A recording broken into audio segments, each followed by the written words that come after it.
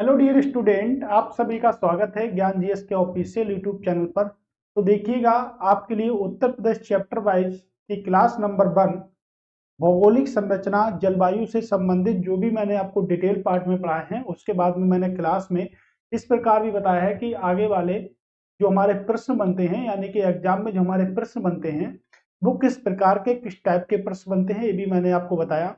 तो हमारी जो अब उत्तर प्रदेश की जो सीरीज है वो कुछ इसी प्रकार की सीरीज होने वाली है और यही सीरीज हमारी लगातार जारी भी रहेगी उत्तर प्रदेश की। तो उत्तर प्रदेश के जितने भी हमारे प्रश्न बनेंगे उन सभी को हम एक अच्छे वे में देखेंगे कि हमारे जो प्रश्न बन रहे हैं उनको हम कितना बेहतर आपके एग्जाम के लिए बना सकते हैं। तो आपको मैंने बताया है कि आप उसी प्रकार से अच्छे नोट्सों को प्रिपेयर करिएगा। अच्छे नोट्स एकदम आपके लिए बॉन्ड बना के चलेंगे, क्योंकि पेपर के टाइम पे आपको अच्छे नोट्स जो आपके बनाए गए हैं मैं आपको बताऊंगा कि कब से आपको नोट्सों का रिवीजन करना है। आप हर टाइप से मैं आपको पूरी डिटेल बता के चलूंगा, जैसे आपको मैं नोट्स भी प्रोवाइड कराऊंगा। जैसे देखिएगा, मैं आपको कुछ इस प्रकार के नोट्स भी प्रोवाइड कराने वाला हूँ, ठीक है, जैसे पीडीएफ फॉर्मेट में। ठीक है, ओवरऑल जितना भी आप अगर हमारे कॉन्टेक्ट नंबर से जुड़ते हैं और हमें आप व्हाट्सअप करके बताते हैं, ठीक है, तो आपको हम इसकी पीडीएफ भी प्रोवाइड कराया करेंगे। जो पीडीएफ हमें यहाँ पे मिलती है, जो आपके यहाँ पे पढ़ते हो वो तो कराएंगे, उसके बाद में आपको बहुत सारी पीडीएफ हैंड राइटिंग से भी हम देंगे, जिससे आप एक अच्छे वे पे तैयारी कर पाएंगे। आरओ एआरओ की नहीं, आपके पीसीएस दुनिया के जितने भी एग्जाम जहां पर जीएस होती है उसके लिए आप बेहद इंपॉर्टेंट साबित हो सकते हैं। ठीक है, तो हमारी क्लासें लगातार आपके सामने प्रस्तुत है और आज का टॉपिक है हमारा बेहद इंपॉर्टेंट टॉपिक, जिससे सबसे ज्यादा प्रश्न पूछे जाते हैं उत्तर प्रदेश में, मिट्टी, कृषि और पशुपालन। एक एक टॉपिक को कंप्लीट करेंगे, उसके बाद में देखेंगे कितने हमारे आज तक फॉर्मेट बने हैं, कितने प्रकार के क्वेश्चन यहाँ से बने हैं, उन सभी क्वेश्चनों को भी यहाँ से देखेंगे हम।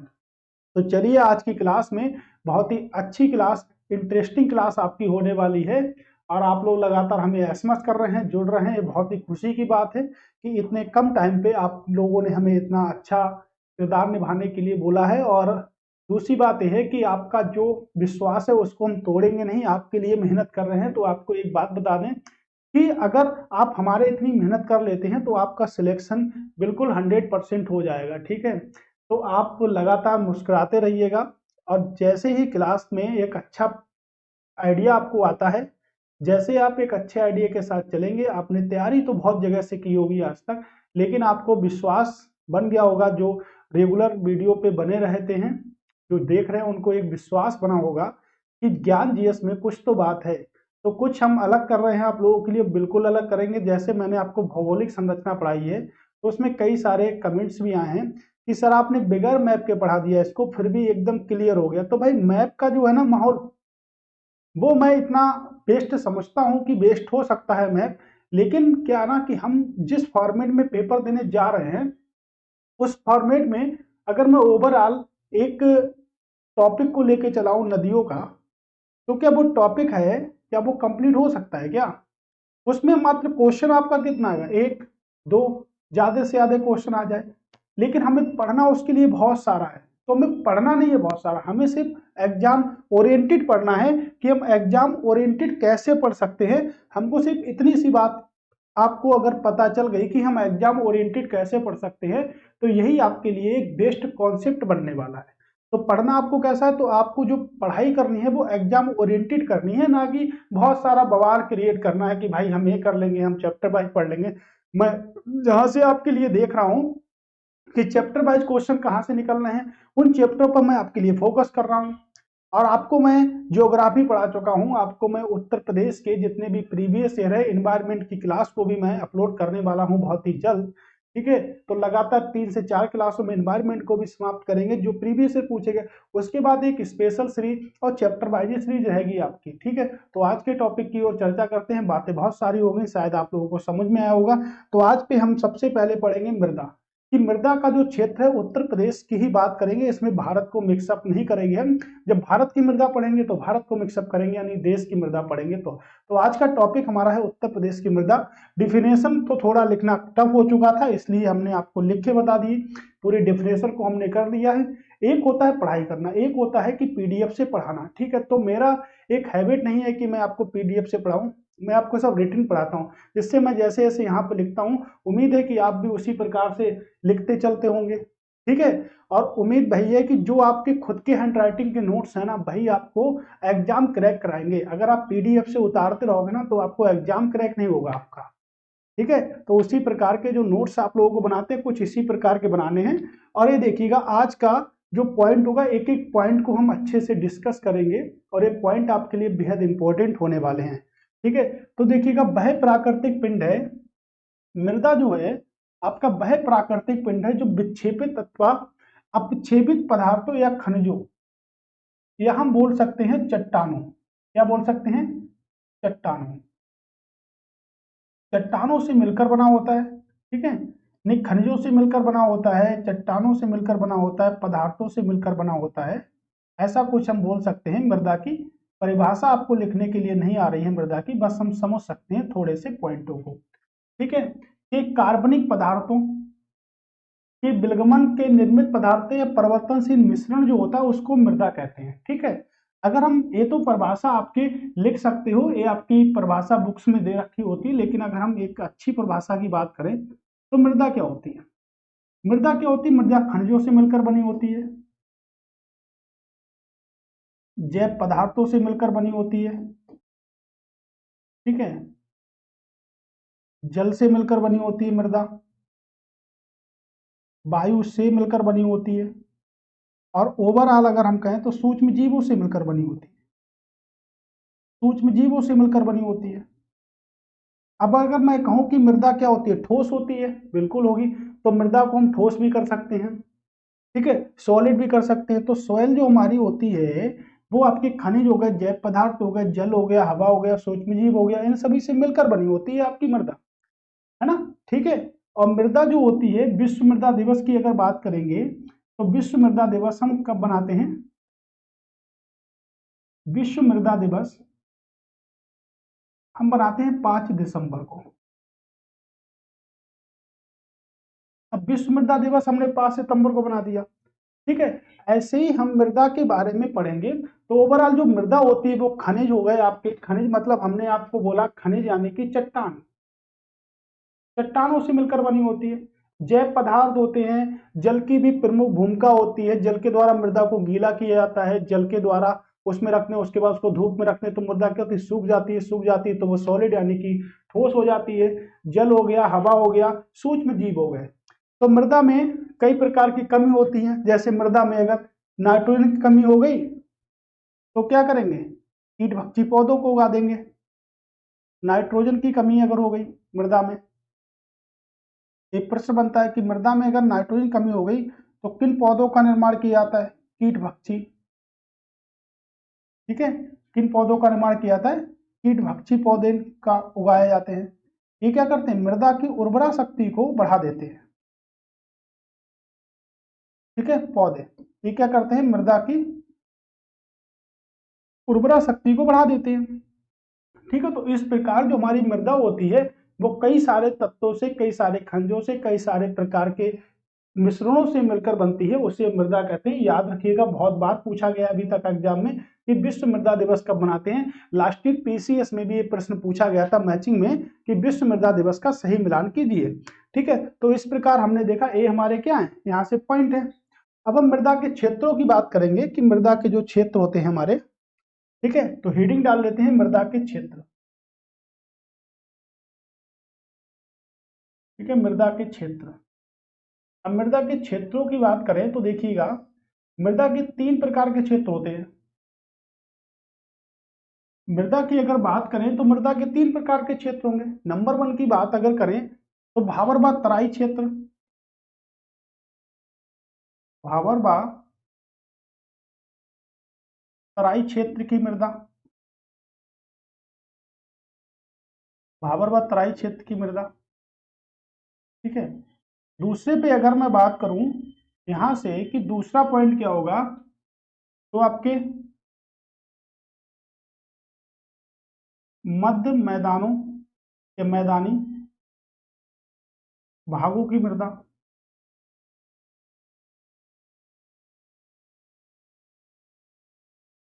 और अगर बात करें तो दक्षिणी या दक्षिण पठारों की मृदा। तो 3 प्रकार की मृदा का क्षेत्र होता है आपके उत्तर प्रदेश में। ठीक है, तो उत्तर प्रदेश की मृदा में 3 प्रकार का क्षेत्र होता है। तो प्रश्न ये भी पूछा जा सकता है कि उत्तर प्रदेश की मृदा में किस प्रकार का क्षेत्र नहीं होता है। तो देखिएगा, अगर दक्षिणी क्षेत्रों की बात करेंगे तो दक्षिणी क्षेत्रों में आपके लाल मृदा पाई जाती है। कैसी मृदा पाई जाती है? लाल मृदा पाई जाती है दक्षिण के क्षेत्र में। अगर मैं मध्य मैदानी भागों की बात करेंगे तो देखिएगा, जो कि आपके विशाल यानी कि जो गंगा और यमुना के क्षेत्र हैं, गंगा व यमुना के क्षेत्रों में, यमुना के क्षेत्रों या मैदानी क्षेत्रों में जो मृदा पाई जाती है उसे क्या कहते हैं? मैदानी क्षेत्रों में जो मृदा पाई जाती है। ठीक है, तो मैदानी क्षेत्रों में जो मृदा पाली हमने उसको कहते हैं मध्य मैदानी भागों की मृदा, हम उसे कहते हैं। जैसे अगर मैं यहाँ पे बात करूं, कौन सी मृदा होती है? जलोढ़। जलोढ़ मृदा बोले या हम इसको बोल सकते हैं कछार मृदा बोल सकते हैं, भात मृदा भी बोलते हैं। ठीक है, इतने नामों से हम इसको जानते हैं। ये सभी को पता है कि हम इतने नाम से इसको जानते हैं। ठीक है, अब देखिए जलोढ़ जो मृदा होती है इसका क्षेत्र अगर भारत की बात करेंगे तो जलोढ़ मृदा का क्षेत्र जो है भारत में सबसे अधिक है, यानी कि भारत के 43% भाग पर जलोढ़ मृदा पाई जाती है, जो भारत में पाई जाने वाली सबसे अधिक मात्रा में मृदा है। तो अगर जलोढ़ की बात करेंगे तो ये 2 प्रकार की होती है। एक तो होती है नवीन और एक होती है पुरानी। ठीक है, अब नवीन जलोढ़ कैसे बनेगी, पुरानी जलोढ़ कैसे बनेगी? तो देखिएगा, आप लोगों को पता है कि बाढ़ जब अगर बाढ़ आती है तो बाढ़ आने से पहले भी तो मृदा आपके होती है, और बाढ़ आने के बाद आपको दिखता होगा कि मृदा जो होती है वो नई प्रकार की होती है। तो बाढ़ आने से जो पहले मृदा होती है, यानी कि उसे क्या कहते हैं? तो उसे कहते हैं पुरानी जलोढ़, उसे हम कहते हैं बांगर। और जो बाढ़ आ जाती है उसके बाद बाढ़ का पानी चला जाता है तो उसके बाद जो मृदा बनती है उसे हम क्या कहते हैं? खादर कहते हैं। अब प्रश्न पेपर में कुछ इस टाइप से बनता है कि पुरानी यानी कि पुरानी जलोढ़ को किस नाम से जानते हैं? तो पुरानी जलोढ़ को हम किस नाम से जानते हैं? तो पुरानी जलोढ़ को हम बांगर के नाम से जानते हैं। और जो हमारी जलोढ़ जो होती है नवीन, उसे हम क्या कहते हैं? उसे हम खादर के नाम से जानते हैं। ठीक है, तो इतनी बात आप याद रखिएगा। अब ये जो भाबर जो तराई क्षेत्रों की जो मृदा है ये आपके हिमालय क्षेत्रों में पाई जाती है। किस क्षेत्रों में पाई जाती है? हिमालय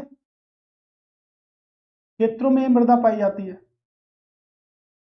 तो हिमालय क्षेत्रों में मृदा पाई जाती है।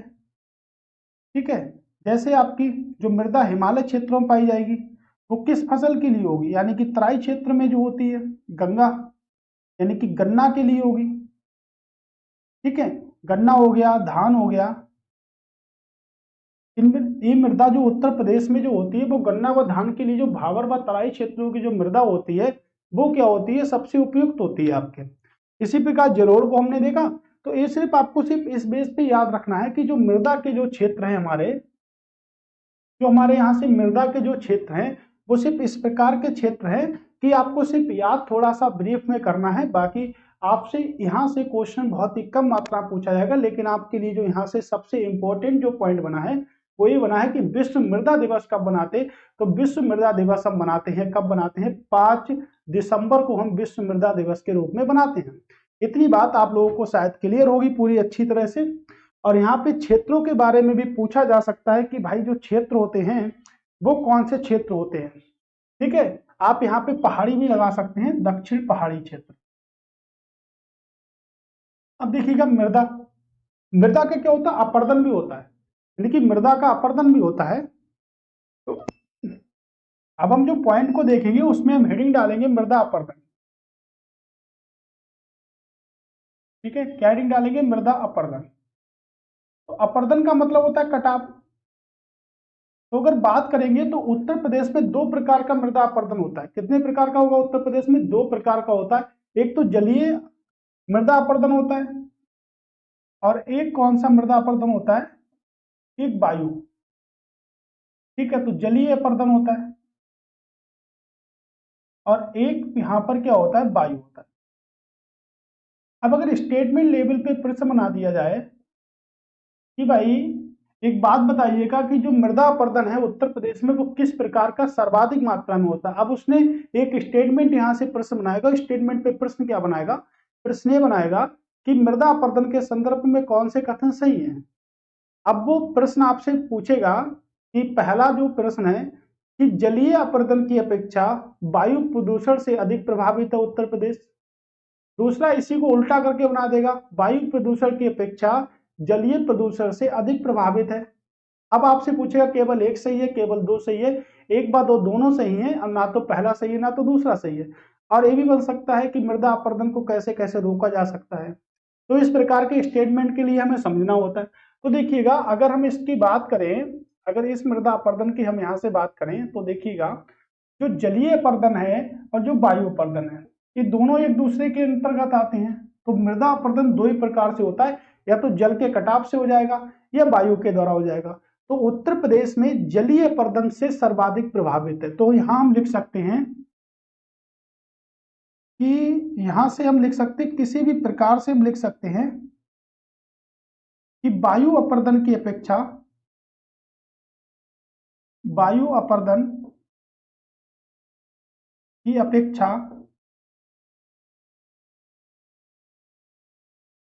उत्तर प्रदेश, उत्तर प्रदेश जलीय अपरदन से, जलीय अपरदन से अधिक प्रभावित है। तो उत्तर प्रदेश को सबसे ज्यादा हानि मृदा के लिए कौन सी पहुंचती है, तो हम कह सकते हैं जलीय अपरदन। क्या होता है, जलीय अपरदन से सर्वाधिक प्रभावित है। तो कहीं ना कहीं कारक भी तो होंगे ना, यानी कि जलीय अपरदन की बात की जा रही है तो जलीय अपरदन के कारक भी यहां पर होंगे। ठीक है,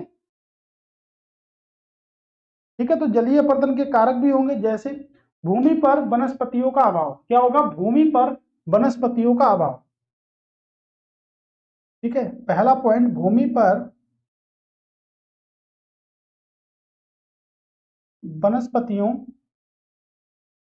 का अभाव। ठीक है, तो सबसे खतरनाक कारण हमारा यही है कि भूमि पर वनस्पतियों का अभाव जो होगा वो सबसे खतरनाक है। यानी कि वनस्पतियों का अभाव, यानी कि वनस्पति अभाव पे नहीं है तो जलीय अपरदन कभी भी बाढ़ आएगी तो समस्या क्रिएट हो जाएगी। दूसरे पॉइंट की अगर बात करें तो अनियंत्रित वर्षा, अनियंत्रित वर्षा। तीसरे पॉइंट की बात करते हैं तो आपदा या बाढ़। वनों की अनियंत्रित कटाई, वनों की अनियंत्रित कटाई। ठीक है, वनों की अनियंत्रित कटाई। ठीक है, और अगर दलदली स्थानों पर खेती करना, एक पॉइंट और है हमारे पास में, दलदली स्थानों पर, दलदली स्थानों पर खेती करना। अब इसमें मैं आपके लिए बहुत सारे प्रश्न देखिए बताता हूं कि किस प्रकार से हमारे पेपर में प्रश्न बनता है। अब उसने आपसे बोल दिया कि मृदा अपरदन के संदर्भ में कौन से कथन सत्य हैं, और उसने दे दिया कि मृदा अपरदन किसके किसके कारण होता है। तो आपको पता है कि उत्तर प्रदेश में किससे मृदा अपरदन होता है, जलीय अपरदन से। तो जलीय अपरदन का अधिक अस्तित्व है, वायु अपरदन का क्या है, कम अस्तित्व है। तो वायु अपरदन की अपेक्षा उत्तर प्रदेश में जलीय अपरदन से अधिक प्रभावित है। तो मृदा का अपरदन उत्तर प्रदेश में किस माध्यम से होता है, जलीय माध्यम से होता है। ठीक है, अब उसने कह दिया कारक क्या क्या है, यानी कारण क्या क्या है, भूमि पर वनस्पतियों का अभाव है, अनियंत्रित वर्षा यानी कि लगातार वर्षा हो रही है, कुछ पता ही नहीं कभी वर्षा होती है कभी वर्षा नहीं होती है, कभी गर्मी ज्यादा होगी कभी गर्मी ज्यादा नहीं होगी। ठीक है, बाढ़ और आपदा, कभी भी बाढ़ आ सकती है कभी भी आपदा आ सकती है। नियंत्रित अनियंत्रित वर्षा होगी तो बाढ़ तो बिल्कुल आएगी। ठीक है, वनों की अनियंत्रित कटाई है। ठीक है, तो वनों की लगातार कटाई भी हो रही है, रोका नहीं जा रहा है क्योंकि शहरीकरण किया जा रहा है। तो इसके लिए क्या होता है, शहरों में रहने के लिए वनों की कटाई हो रही है, जंगलों की कटाई कर रहे हैं। ठीक है, दलदली स्थानों पर खेती करना, तो दलदली स्थानों पर भी जो भी, क्योंकि वनों की कटाई अगर लगातार होती है, जो भी बंजर भूमि पड़ी हुई है वहां भी लोग क्या कर रहे हैं, आजकल खेती कर रहे हैं। तो ये क्या होता है, जलीय अपरदन के एक खतरनाक कारण हो सकते हैं। मैं आपसे एक बात पूछना चाहूंगा कि वन वन और जंगल में क्या अंतर होता है। एक होता है हमारे पास में वन और दूसरा होता है हमारे पास में जंगल। तो वन और जंगल क्या बात एक ही होती है। ये हम जब कभी भी लिखते हैं तो वनों की अनियंत्रित कटाई लिखते हैं। तो वन और जंगल में क्या होता है, देखिए अगर जंगल जो होता है वो प्राकृतिक वातावरण होता है, यानी कि जंगल जो होता है वो प्राकृतिक वातावरण है हमारा। ठीक है, ये हमारा कैसा होता है, ये हमारा प्राकृतिक वातावरण है। लेकिन अगर हम बात करें कि भाई वन क्या होते हैं, तो वन व्यक्ति खुद भी बना सकता है। जैसे हम घरों में गार्डन बना लेते हैं, उसको हिंदी में बोले तो वन बोलते हैं, फॉरेस्ट को जंगल बोलते हैं। तो जंगल क्या होते हैं, प्राकृतिक वातावरण होते हैं, प्राकृतिक सौंदर्य हमारा होता है जिसको हम कहते हैं जंगल। और वन क्या होते हैं, वन हम कृत्रिम भी बना सकते हैं। वन जो है वो हम कृत्रिम भी बना सकते हैं, यानी कि आर्टिफिशियल बना सकते हैं। लेकिन जंगल जो है वो हम आर्टिफिशियल नहीं बना सकते। अरे भाई एक बात बताइएगा, अपने घर में जंगल कौन उगाएगा। वन तो बना सकते हैं लेकिन अपने घर में किसी को जंगल उगाते हुए देखा, जंगल पे नहीं जा सकते हैं लेकिन वनों पे जा सकते हैं। ठीक है, तो वन हम उगा सकते हैं और जंगल अपने घर को कोई नहीं बना सकता, लेकिन अपने घर को हम वन बना सकते हैं लेकिन जंगल नहीं बना सकते। ठीक है, अब अगर बात करें तो आप कभी वनों में गए होंगे, बोलते बने हैं, आपको पता होगा, आप कभी ना कभी कहीं ना कहीं तो वन में गए होंगे ना। तो वनों में क्या होती है, वनों में ससराहट होती है, वनों में ससराहट होती है, सर सराहट। अब वनों में ससराहट होती है। और आपके एक बार यूपी पीसीएस में ही एक प्रश्न पूछा गया था कि जो वनों की जो ससराहट होती है वो कितने डेसिबल होती है। तो देखिएगा, वनों की जो ससराहट होती है वो 20 डेसिबल होती है। कितने डेसिबल होती है, तो भाई वनों की जो ससराहट होती है वो 20 डेसिबल होती है। ठीक है, याद रखिएगा, ये 20 डेसिबल है ना, ये आपके कानों में चुभती है। तो वनों की जो ससराहट होगी वो कितने डेसिबल होगी, 20 डेसिबल होती है, जो हमारे कानों में चुभती है। ठीक है, तो ये आपके यूपीपीसीएस में एक बार प्रश्न पूछा गया था, वनों की ससराहट आपकी जो 20 डेसिबल होती है। तो ये क्या होता है, डीबी क्या होता है, डीबी होता है ध्वनि की तीव्रता। ध्वनि की तीव्रता होती है आपकी डीबी, और डीबी को हम बोलते हैं डेसिबल। क्या बोलते हैं इसे, डेसिबल। ठीक है, तो ध्वनि की तीव्रता जो है वो आपकी किससे मापी जाती है, तो ध्वनि की तीव्रता को हम डेसिबल से मापते हैं। एकदम क्लियर, कोई डाउट वाली बात नहीं होनी चाहिए, क्योंकि डाउट अगर हो गया तो पढ़ने से हमारा कोई फायदा नहीं हुआ। तो आपको पता है कि उत्तर प्रदेश सबसे अधिक प्रभावित किससे है, जलीय प्रदूषण से प्रभावित है, ना कि वायु प्रदूषण से। ओके, ये अनियंत्रित कटाई के सीन है। और अगर वन की बात आ गई है तो आपको मैं बता दूं, अंतर्राष्ट्रीय वन दिवस हम कब बनाते हैं, 21 मार्च को बनाते हैं अंतर्राष्ट्रीय वन दिवस। और वन संरक्षण अधिनियम कब बनाते हैं, ठीक है, वन अधिनियम कब आया, तो वन अधिनियम आया था 1980 में। ये सब मैं आपको पढ़ा चुका हूँ। ठीक है, अगर आपने एनवायरमेंट के अकॉर्डिंग नहीं देखा है तो आप उसको देख लें। वन संरक्षण अधिनियम 1980 में आया। और आपका वन अधिनियम हम बनाते हैं, कब बनाते हैं, 21 मार्च को बनाते हैं। जंगल नहीं बोलते, हम बोलते बनी है, लेकिन वन हम खुद से डिजाइन कर सकते हैं, जंगल हम खुद से डिजाइन नहीं कर सकते। ठीक है, इस बात को आप लोग है ना स्क्रीनशॉट ले सकते हैं इस बात का। ठीक है, अब अगर हम बात करें नेक्स्ट की, तो जैसे अब हम मृदा की बात कर रहे हैं, तो मृदा पर क्या हो रहा है, मृदा पे खेती हो रही है हमारी। ठीक है, मृदा पे क्या हो रही है, खेती हो रही है। तो यहां से हम लिख सकते हैं और हम पॉइंट लिखते हैं कि 2011 की जनगणना के अनुसार, 2011 की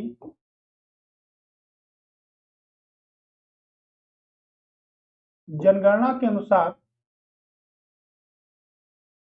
आपको पता है कि 2011 में जनगणना हुई थी। जनगणना जो होती है वो हर 10 सालों के बाद में होती है। ठीक है, तो 2011 की जनगणना के अनुसार कुल जनसंख्या की, कुल जनसंख्या, कुल जनसंख्या की कुल कार्यशील, कुल जनसंख्या की कुल कार्यशील के कार्यशील जनसंख्या के 59.3% लोग कृषि में लगे हुए हैं, कृषि में है। ठीक है, तो देखिएगा ओवरऑल अगर बात करेंगे तो कितना है आपका 59, तो 59.3 जो लोग हैं वो आपके कृषि में लगे हुए हैं और इन्हें हम कहते हैं कृषक। ठीक है, कृषक का रेशियो है आपके 29%। और अगर बात करेंगे कृषक श्रमिक जो हैं वो आपके कितने हैं, तो कृषक श्रमिक की अगर बात करेंगे तो 30.3 ये कृषि श्रमिक है। और आपके लास्ट ईयर आरओ में एक प्रश्न पूछा गया था कि 2011 की जनगणना के अनुसार कुल कार्यशील जनसंख्या का कितना प्रतिशत लोग कृषि के क्षेत्रों में लगे हुए हैं, तो 59.3% लोग जो हैं कृषि क्षेत्रों में लगे हुए हैं। और ये इनका रेशियो है कि भाई कृषक जो ओवरऑल हैं, लेकिन कृषक श्रमिक जो हैं वो आपके कुछ इतने हैं। ठीक है, इतनी बात आप याद रखिएगा, एक एक पॉइंट को हम क्लियर करेंगे। ठीक है, अब हम बात करेंगे यहां से। ठीक है, नेक्स्ट पेज पे चलते हैं और हेडिंग डालेंगे जो सबसे इंपॉर्टेंट है, कृषि जलवायु क्षेत्र। कृषि जलवायु क्षेत्र। ठीक है, अब प्रश्न सबसे ज्यादा बनता है कि जलवायु, तो कृषि जलवायु क्षेत्र कितने हैं उत्तर प्रदेश में? 9। अभी तक ये प्रश्न कभी नहीं पूछा गया कि निम्नलिखित में से कौन सा नहीं है। हर बार यही प्रश्न पूछा आता है कि कृषि जलवायु क्षेत्रों की संख्या उत्तर प्रदेश में कितनी है, तो ओवरऑल आप बता सकते हैं 9। लेकिन अगर भोले भटके कभी प्रश्न पूछ लिया गया कि भाई निम्नलिखित में से कौन सा नहीं है, तो फिर कठिन हो जाएगा ना प्रश्न, तो हमें पता होना चाहिए। तो भाई कृषि जो निर्भर करती है वो किस पे निर्भर करेगी? वर्षा पर निर्भर करेगी, तापमान पर निर्भर करेगी, है ना। तो दो चीजें इंपॉर्टेंट होती है, एक तो वर्षा होता है, दूसरा क्या होती है? तापमान होती है। तो वर्षा और तापमान पर निर्भर करती है कृषि। तो कृषि के जो कृषि वायु क्षेत्र जो 9 है उनके नाम किस प्रकार से हैं, तो उनके नाम देखिएगा, भावर व तराई क्षेत्र। ठीक है, भावर व तराई क्षेत्र है। फिर आपका पश्चिमी मैदान क्या होगा, एक एक पॉइंट को नोट करिएगा अच्छे से, क्या होगा? पश्चिमी मैदान। फिर हम कह सकते हैं बिंद मैदान। ठीक है, क्या कह सकते हैं? बिंद मैदान कह सकते हैं। ओवरऑल अगर बात करेंगे तो पूर्वी मैदान। ठीक है, क्या करेंगे? पूर्वी मैदान की बात करेंगे। तो ओवरऑल अगर यहां से हम देखते चलेंगे, ठीक है, फिर हम बात करेंगे मध्य मैदान। तो आपको मैं देखिएगा याद भी करा दूंगा, क्या होगा? मध्य मैदान होगा। अब आप ये देखिएगा कि हमने सब मैदानों को एक साइड में लिख लिया, यानी कि ओवरऑल हम आपके 5 तो लिख चुके हैं, यानी कि भाबर तराई क्षेत्र, पश्चिमी मैदान, बिंद मैदान, पूर्वी मैदान, और हम यहां से अगर कह दें तो मध्य मैदान। ये 5 आपको याद हो गए? बताइएगा याद हो गए नहीं? तो ये दिशाएं हैं आपकी, देखिएगा मध्य, पूर्वी, बिंद, पश्चिमी और भाबर व तराई क्षेत्र। एक यहाँ ये हमारी दिशाएं हैं जो आप लोगों को पता होनी चाहिए। उसके बाद देखिएगा अब हम बात करेंगे उत्तर पूर्वी, उत्तरी पूर्वी मैदान। ठीक है, उत्तर पूर्वी मैदान, बुंदेलखंड क्षेत्र। क्या होगा? बुंदेलखंड क्षेत्र होगा आपका। उत्तर पूर्वी मैदान होगा आपका, बुंदेलखंड क्षेत्र होगा। और कौन कौन सा पार्ट होगा आप बताइएगा? ठीक है, मध्य पश्चिमी मैदान होगा आपका, मध्य पश्चिमी मैदान। और उसके बाद अगर बात करेंगे तो देखिएगा दक्षिणी, दक्षिणी पश्चिमी मैदान। तो दक्षिणी पश्चिमी मैदान आपका होगा। ठीक है, तो ये देखिएगा ओवरऑल हमने देखा 9, यानी कि 9 जो आपके कृषि जलवायु क्षेत्र हैं उनको आज हमने देख भी लिया है कि जो 9 कृषि जलवायु क्षेत्र ना, पेपर में कहीं से भी प्रश्न आए आप उसको भूलोगे नहीं, कहीं भटकोगे नहीं, कहीं जाना नहीं है हमको। जो भी करना है सब हमको यहीं पर करना है, ठीक है, जो भी करना है सब हमको यहीं पर करना है, ठीक है। तो इस प्रकार हमने देख लिया कि हमारे कृषि जलवायु जो क्षेत्र हैं वो कुछ इस प्रकार के रहेंगे, ठीक है। तो कृषि जलवायु जो है वो आपके 9 क्षेत्रों पर निर्भर करती है, और वर्षा हो गया, तापमान हो गया, सबसे ज्यादा आपका होता है, ठीक है। वर्षा को हम कह सकते हैं कि आपके जहां पर वर्षा सबसे ज्यादा होगी तो टेम्परेचर पर निर्भर करेगा, टेम्परेचर पर निर्भर करेगा, वर्षा पर निर्भर करेगा। आपके वर्षा को किससे मापते हैं? रेन गेज से, ठीक है। और टेम्परेचर जो हमारा तापमान होता है इसको हम 3 मात्रकों में नापते हैं। कैसे मापते हैं? एक तो डिग्री सेंटीग्रेड मापते हैं, डिग्री फ़ारेनहाइट मापते हैं, और आपका के यानी कि केल्विन से मापते हैं, ठीक है। तो 3 तरीकों से हम टेम्परेचर को माप सकते हैं। तो कृषि अगर बात करें तो देखिएगा, भारत की जो अर्थव्यवस्था है ओवरऑल, भारतीय अर्थव्यवस्था जो है वो कृषि पर आधारित है। भारतीय अर्थव्यवस्था भारतीय अर्थव्यवस्था किस पे आधारित है? कृषि पर आधारित है,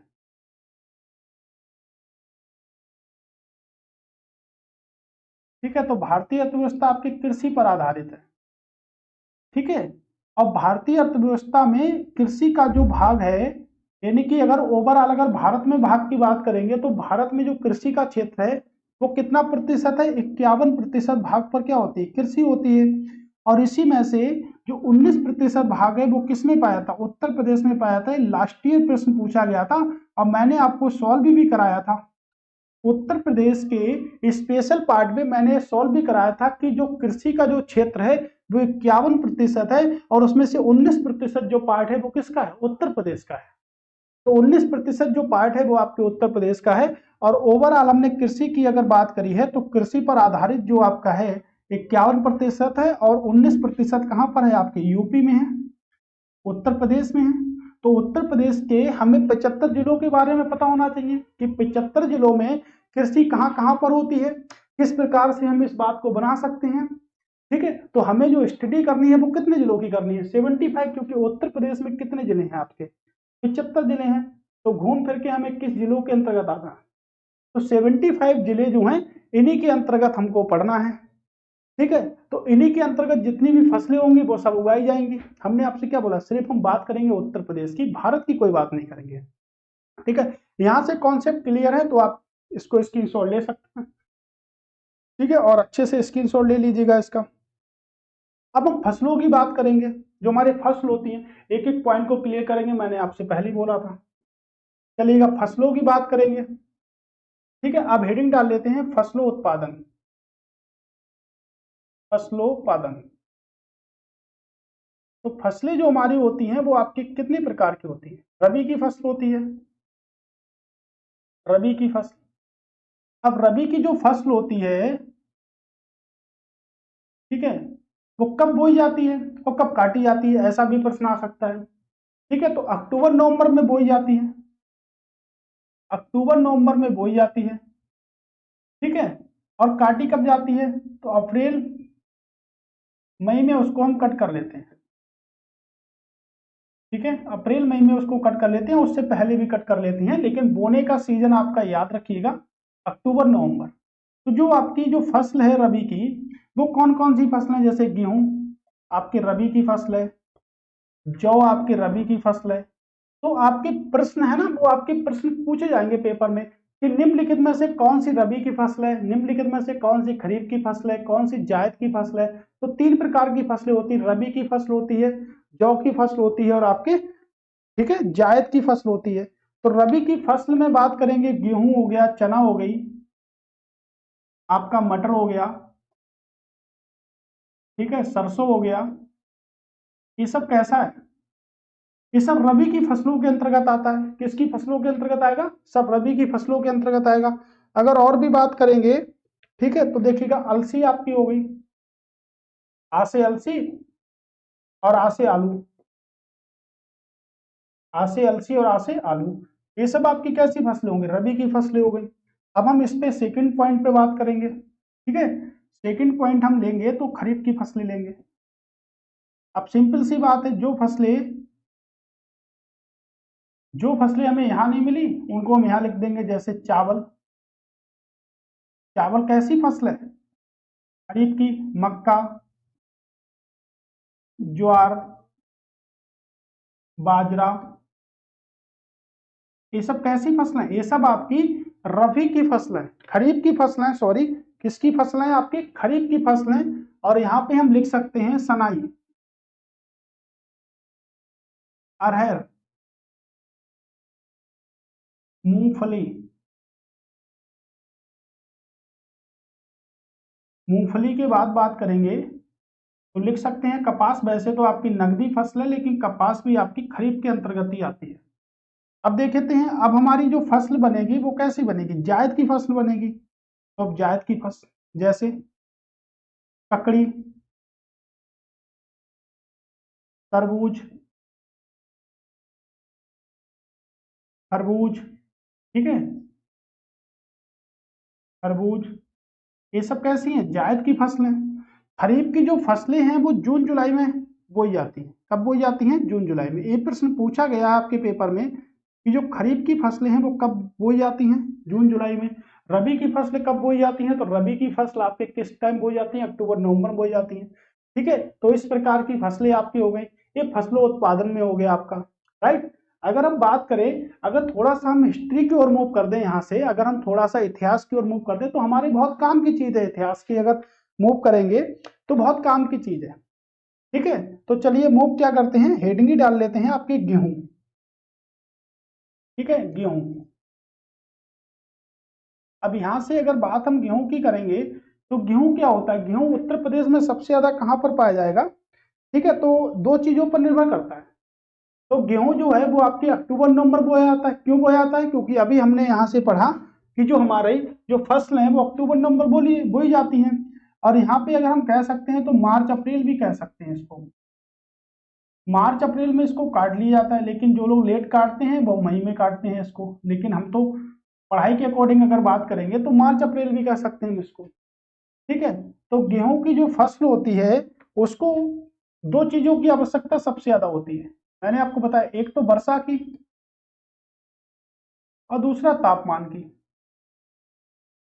तो गेहूं की जो आवश्यकता होती है वर्षा की 50 सेंटीमीटर से अगर 75 सेंटीमीटर तक वर्षा होती है, ठीक है, तो गेहूं का अच्छा उत्पादन होगा। और 10 डिग्री से लेके 15 डिग्री का अगर टेम्परेचर रहता है तो एक अच्छा उत्पादन होगा। किसका? गेहूं का। ठीक है, तो सबसे ज्यादा जो इंपॉर्टेंट बनता है वो यही बनते हैं। अब प्रश्न ले कि भाई गेहूं के संदर्भ में कौन सा कथन सही है या कौन सा कथन सही नहीं है। तो गेहूं के संदर्भ में बताना है ना हमको, तो गेहूं के संदर्भ में बताना है हमको। ठीक है, अब गेहूं की अगर बात करेंगे तो देखिएगा, ओवरऑल हमारा हो गया। अब गेहूं का सर्वाधिक उत्पादन उत्तर प्रदेश के 75 जिले के आगे पीछे ही भटकना है हमें। तो उत्तर प्रदेश में सर्वाधिक उत्पादन गेहूं का किस जिले में होता है? तो उत्तर प्रदेश में सर्वाधिक उत्पादन जो होगा वो कहाँ होगा? आपके गोरखपुर में होगा। कहाँ पर होगा? गोरखपुर में। या हम कह सकते हैं गंगा दोआब क्षेत्र में होता है। ठीक है, गंगा के दोआब क्षेत्रों में भी होता है गेहूं का सबसे ज्यादा उत्पादन। ठीक है, तो दो जगह गेहूं का सबसे अधिक उत्पादन होता है। ठीक है, और आपको पता है कि आपका जो कह सकते हैं कि जो गोरखपुर है वो आपके राप्ती नदी के किनारे है। तो हम ये भी बोल सकते हैं कि फिर राप्ती नदी के तट पर क्या होता है? गेहूं का उत्पादन हो सकता है। ठीक है, ये बात तो इतनी हम समझ गए। अगर हम यहीं से थोड़ा सा हिस्ट्री की ओर मूव करें तो गेहूं का साक्ष्य जो है ना वो कहाँ से? सबसे पहले तो हम पूछेंगे कि कृषि का साक्ष्य कहाँ से मिला। गेहूं किसके अंतर्गत आता है? कृषि के अंतर्गत। तो कृषि का साक्ष्य कहाँ से मिला? सबसे पहले भारत में। तो कृषि का साक्ष्य आपके संत कबीर नगर से सबसे पहले मिला था। कहां से मिला था? संत कबीर नगर से।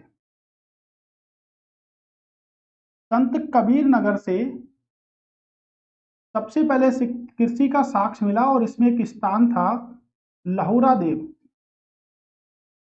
तो ये इंपॉर्टेंट है। ठीक है, कि कृषि का साक्ष्य सबसे पहले कहां से मिला? तो कृषि का साक्ष्य जो हमें सबसे पहले मिला वो आपके संत कबीर नगर उत्तर प्रदेश से मिला है। और उत्तर प्रदेश में लहुरा देव से मिला है। उसके बाद अगर हम इसकी बात करें कि भाई अब गेहूं का साक्ष्य सबसे पहले कहां से मिला? तो गेहूं का साक्ष्य जो हमको मिला है वो आपके मेहरगढ़ से मिला है। तो गेहूं का सर्वप्रथम साक्ष्य हमको कहां से मिला है? तो गेहूं का साक्ष्य जो हमको मिला है वो कहां से मिला है? सबसे पहले मेहरगढ़ से आपके गेहूं का साक्ष्य सबसे ज्यादा मिला है। कहां से मिला है? मेहरगढ़ से गेहूं का साक्ष्य हमको सबसे ज्यादा मिला है। और यहाँ से गेहूं का साक्ष्य, पहला साक्ष्य यहीं से प्राप्त हुआ है। गेहूं उत्तर प्रदेश में कहाँ होता है? तो गेहूं उत्तर प्रदेश में आपके कहां पर होगा? ये सभी को पता है, उत्तर प्रदेश में गोरखपुर में होगा। और गोरखपुर जो है वो आपके राप्ती नदी के किनारे है। गोरखपुर किस नदी के किनारे है? राप्ती नदी के किनारे है। तो गेहूं की शायद आपको पूरी जानकारी यहाँ से हो चुकी होगी। अब अगर हम देखें यहाँ से कि जो चना है, चना आप लोग खाते होंगे चना, तो चना के लिए 30 सेंटीमीटर से 50 सेंटीमीटर क्या होता है? आवश्यकता होती है। किसकी? वर्षा की। और अगर टेम्परेचर की बात करेंगे तो 15 डिग्री सेंटीग्रेड से 25 डिग्री सेंटीग्रेड टेम्परेचर की आवश्यकता हो। ठीक है, ये हमारी जो कहानी हो गई ये चना की हो गई। चना किस प्रकार की फसल है? तो आपको पता है चना रबी प्रकार की फसल है। देखिएगा चना जो है वो किस प्रकार की फसल है? तो चना जो है वो आपके रबी प्रकार की फसल है। ठीक है, और यहीं पर अगर बात कर लेते हैं जौ की, तो देखिएगा जौ का साक्ष्य अगर बात करेंगे, जौ का साक्ष्य कहां से हमको मिला? तो जौ का साक्ष्य अगर यहां से देखेंगे तो जौ का सबसे अच्छा उत्तम किस्म का साक्ष्य मिला। उत्तम किस्म का साक्ष्य मिला हमको। और उत्तम किस्म का जो साक्ष्य मिला है वो हमको कहां से मिला? बनाबली से। उत्तर प्रदेश से नहीं मिला पहला साक्ष्य, कहां से मिला? हरियाणा से। हरियाणा से जौ का पहला साक्ष्य मिला था। ठीक है, तो जौ का जो पहला साक्ष्य मिला था वो हमको हरियाणा से मिला था, ना कि उत्तर प्रदेश के। तो बनाबली से मिला था हरियाणा के। अब अगर इसमें मैं एक पॉइंट और भी जोड़ दूं कि भाई एक बात बताइएगा कि जो जौ है जो आपका यहां से मिला है तो आपकी कहीं ना कहीं बाउंड्री लाइन को भी स्पर्श करता होगा उत्तर प्रदेश की। तो हरियाणा जो है उत्तर प्रदेश के किस जिले को स्पर्श करता है? तो हरियाणा जो है उत्तर प्रदेश के सहारनपुर को स्पर्श करता है। उत्तर प्रदेश के सहारनपुर को स्पर्श करता है। तो भारत के 3 ऐसे राज्य हैं जो आपके सहारनपुर को स्पर्श करते हैं। एक तो हरियाणा करता है, दूसरा हिमाचल करता है, और तीसरा आपका उत्तराखंड जो है वो आपके हरियाणा, हिमाचल और उत्तराखंड आपके उत्तर प्रदेश के सहारनपुर को स्पर्श करते हैं। उत्तर प्रदेश के सहारनपुर को स्पर्श करते हैं। ठीक है, किसको स्पर्श करते हैं? उत्तर प्रदेश के सहारनपुर को पूरी तरह से स्पर्श करते हैं। ये बात मैंने आपको भौगोलिक स्थिति पर बताई थी और बहुत ही अच्छे कॉन्सेप्ट के साथ बताई थी। तो मैंने आपको बताया मैं रिवीजन भी आपका कराते चलूंगा, चाहे मुझको कुछ भी हो जाए। मुझे आपको आरओ एग्जाम की पूरी कंप्लीट तैयारी करानी है। ठीक है, कुछ भी हो जाए मैं आपको तैयारी एक बेस्ट कॉन्सेप्ट के साथ करा के छोड़ूंगा, वैसे नहीं छोड़ूंगा। ठीक है, तो गेहूं का साक्ष्य हमको पता चल गया। देखिएगा जौ का साक्ष्य हमको पता चल गया। चना के लिए हमने देखा कितना टेम्परेचर चाहिए होता है, कितने डिग्री सेंटीग्रेड पे बात की जाती है। ठीक है, अब मैचिंग करने के लिए आ जाए कि भाई गेहूं के लिए इतना टेम्परेचर, चना के लिए इतना टेम्परेचर, जौ के लिए इतना टेम्परेचर। ये सब ऐसे ऐसे क्वेश्चन आएंगे, ऐसे ऐसे। ठीक है, ऐसे ऐसे। जब ऐसे होगा तो ऐसे कर दिया जाएगा। क्या समझ रहे हो? ढस लेगा, क्योंकि एग्जामिनर क्या है, वो तो गेंद फेंक ही रहा है, बल्ले से आपको मारनी है कि भाई 6 मारोगे या दबा के बैटिंग करोगे। दबा के करोगे तो निकल जाएगी, 6 मारोगे तो लगातार 6 मारना हुआ, तुक्का मारना। लगातार मारोगे तो 10 में से गेंदें मारोगे ना तो 8 में कैच पकड़ी जाएगी, 2 ही छक्के जाएंगे, वो भी मुश्किल से जाएंगे। तो इसी प्रकार 10 लगाओगे ना गलत तो 8 ही सही होंगे, बाकी गलत हो जाएंगे आप लोगों के।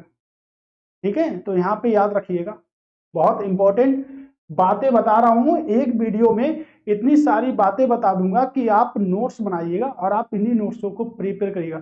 जो आपको लग रहा है कि इसमें से जो हमारे क्वेश्चन वन लाइनर हैं, जो क्वेश्चन हमारे वन लाइनर हैं, उनको एक अलग से नोट्स बनाइएगा। और लग रहा है जो क्वेश्चन हमारे वन लाइनर नहीं है उनको इसी बेस पे लिखिएगा, या पहले रफली लीजिएगा और उसके बाद वीडियो दोबारा से देखिएगा और उसको अच्छे से नोट्स को प्रिपेयर करिएगा।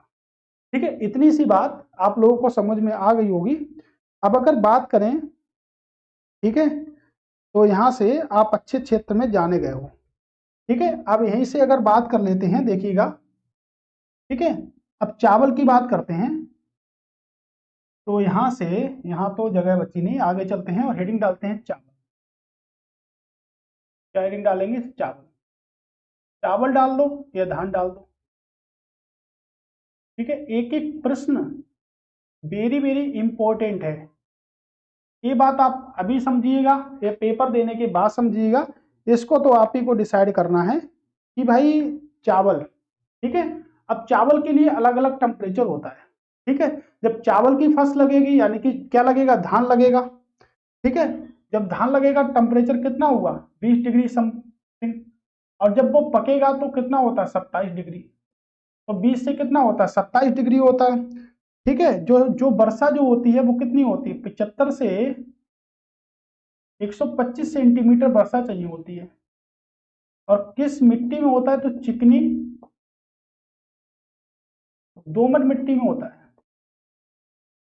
चिकनी बोले या दोमट मिट्टी बोले, आपके इस क्षेत्र में होता है, ठीक है। चिकनी दोमट मिट्टी में ये आपका होता है। और अगर बात करें तो देखिएगा कितने जिलों में ये पाया जाएगा चावल? उत्तर प्रदेश के महाराजगंज में पाया जाता है, ठीक है। महाराजगंज में चावल अच्छी मात्रा में होता है। सिद्धार्थनगर में होगा, वाराणसी में, इन क्षेत्रों में अच्छी मात्रा में चावल का उत्पादन किया जाता है।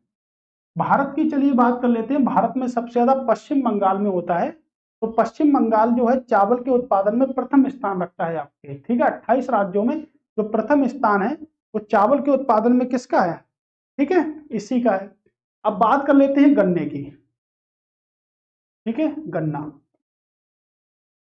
तो शुगर केन बोलते हैं। अब गन्ना के लिए भी टेम्परेचर चाहिए होता है। तो गन्ने के लिए टेम्परेचर होता है 20 डिग्री सेंटीग्रेड से 26 डिग्री सेंटीग्रेड। आपको पता है नकदी फसल के रूप में कार्य करते हैं और जो बारिश चाहिए होती है सबसे ज्यादा। तो प्रश्न बनता है, प्रश्न इतना स्पेशल बनता है कि आपको अगर बता देंगे तो आप तो कहोगे ये तो कई बार पूछा गया। बताइएगा, बता दें या नहीं? ठीक है, चिकनी दोमट मिट्टी। तो सबसे ज्यादा वर्षा की आवश्यकता होती है। और गन्ना जो होता है सबसे ज्यादा किन क्षेत्रों में मिलेगा? तराई क्षेत्रों में। तो तराई क्षेत्रों में सबसे ज्यादा गन्ने की फसल होती है, ठीक है। अगर तराई क्षेत्रों में नहीं मिलेगा तो गंगा यमुना के दोआब में होता है, ठीक है। गंगा यमुना के दोआब के क्षेत्रों में भी आपको देखने को मिलेगा, ठीक है। क्या देखने को मिलेगा? गन्ना आपको देखने को मिलेगा यहां से। तो अगर पूछा जाए कि उत्तर प्रदेश में सबसे सिंचित फसल कौन सी है, तो देखिए गन्ना। और आपके कई बार पूछा भी गया। क्यों? क्योंकि सबसे ज्यादा वर्षा की आवश्यकता होती है। तो सर्वाधिक सिंचित फसल, ठीक है। ये प्रश्न है वो जो कई बार पेपर में पूछा गया अभी तक, ठीक है। अब देखते हैं, अब एक ऊपर एक प्रश्न हमारा यहाँ पे बहुत अच्छा छूट गया। जैसे हमने देखा कि गेहूं का जो साक्ष्य है वो कहाँ से मिला? तो गेहूं का साक्ष्य मेहरगढ़ से मिला। जौ का सबसे पहले साक्ष्य कहाँ से मिला? बनावली से मिला। अब हम बात करते हैं किसकी? चावल की। तो चावल का जो साक्ष्य है वो सबसे पहले कहाँ से मिला? दिख रहा है सभी लोगों को, ठीक है। चावल का सबसे पहला साक्ष्य जो मिला है वो कोल्डी हवा से मिला, कोल्डी हवा से। अब कोल्डी हवा जो है वो आपके इलाहाबाद के क्षेत्र में आता है। सबसे पहले चावल का साक्ष्य पूछा जाता है किस घाटी में मिला था? तो बेलन घाटी में, ठीक है। बेलन घाटी में सबसे पहले चावल का साक्ष्य मिला, ठीक है। तो सभी लोगों को स्पष्ट है। अगर कपास की बात करेंगे, ठीक है, यहाँ पे बात कर लेते हैं कपास की। तो कपास के लिए जो मृदा होती है वो कौन सी? काली मृदा। काली मिट्टी जो होती है वो कपास के लिए सबसे उपयोगी होती है। और उत्तर प्रदेश के अंतर्गत सिंधु घाटी सभ्यता की बात करेंगे, उत्तर प्रदेश के अंतर्गत अगर सिंधु घाटी सभ्यता की बात करेंगे तो कपास का साक्ष्य कहां से मिला? आलमगीरपुर से मिला। आलमगीरपुर आपके सहारनपुर मेरठ साइड में पड़ता है। तो सिंधु घाटी सभ्यता की अगर बात करेंगे तो कपास का साक्ष्य कहां से मिला? तो कपास का साक्ष्य काली मिट्टी में उपयुक्त होती है, सबसे ज्यादा काली मिट्टी में कपास होता है। और आलमगीरपुर आपके मेरठ से मिला है कपास का साक्ष्य। कहां से मिला? आपके मेरठ से मिला है। यहीं पर अगर एक इंपॉर्टेंट फैक्ट की बात कर लेते हैं अफीम, तो देखिएगा अफीम जो है वो आपके दो क्षेत्रों में सबसे ज्यादा पाई जाती है, एक तो बाराबंकी और दूसरा आपका गाजीपुर। तो दो क्षेत्रों में सबसे अधिक मात्रा में अफीम पाई जाती है। ठीक है, दो क्षेत्रों में सबसे अधिक मात्रा में अफीम पाई जाती है। और अफीम का जो उत्पादन होता है, अफीम निकलती किससे है, तो अफीम निकलती है पोस्ता से।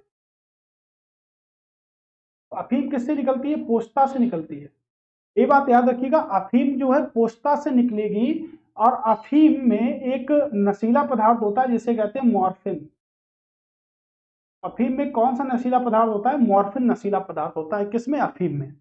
ठीक है, तो अफीम में जो नशीला पदार्थ होता है उसे कहते हैं मॉर्फिन। और उत्तर प्रदेश के बाराबंकी और गाजीपुर, उत्तर प्रदेश के बाराबंकी और गाजीपुर में सबसे ज्यादा अफीम का उत्पादन किया जाता है।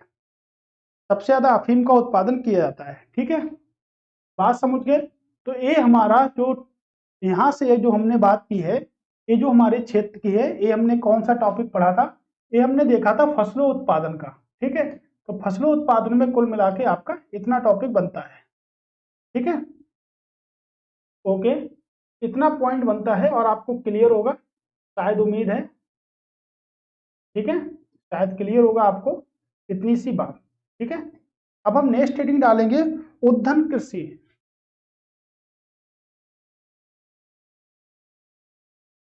उद्वहन कृषि, अब इसकी बात करेंगे। ठीक है, उद्वहन कृषि, तो हेडिंग सभी लोग डाल दीजिएगा, उद्वहन कृषि। ठीक है, इस सभी हेडिंग को आप सभी लोग डाल दीजिएगा।